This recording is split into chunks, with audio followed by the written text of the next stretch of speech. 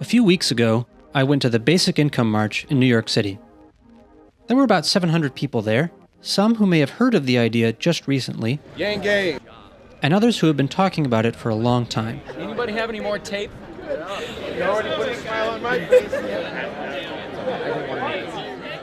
They all showed up because they understand something that most people don't yet, but soon will.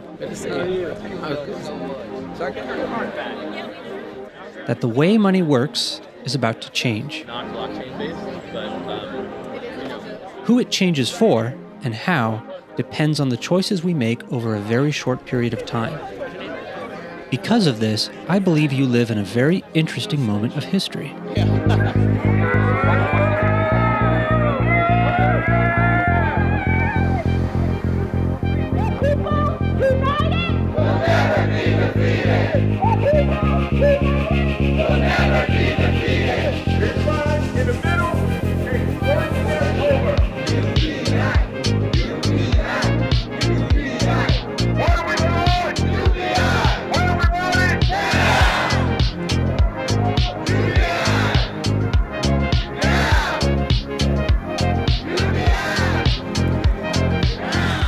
I'd like to tell you about just a few of the people who were out at the march that day. James Felton Keith is a candidate for New York's 13th Congressional District. He believes in distributing a data dividend to compensate people for their information, the free use of which increasingly drives our technological economy.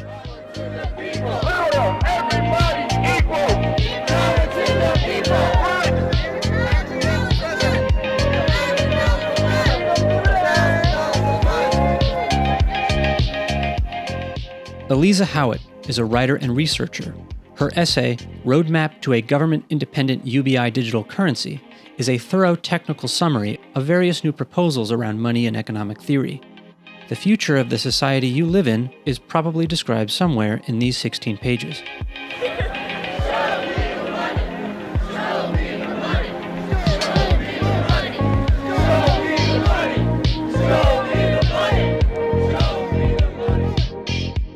Alex Howlett is an economic theorist and founder of Boston Basic Income. He has posted hundreds of hours of analysis and debate to YouTube. The cool thing about Alex is that he understands how the economy really functions. This is rarer than you might think. I consider his position on calibrated basic income a strong rebuttal, both to fiscal conservatism and to its emerging primary challenger, modern monetary theory.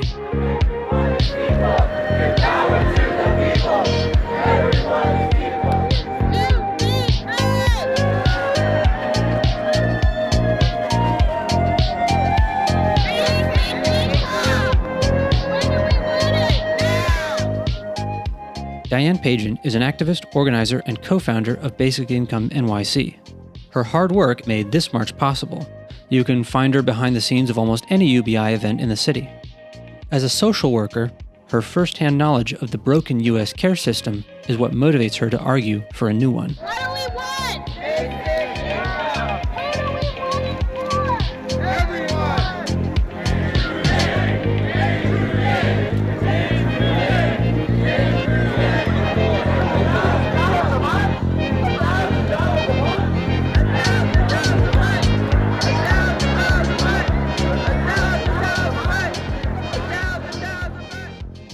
Michael Lewis is an author, professor of social policy, and a co-founder of US Big, a basic income advocacy group started in 1996.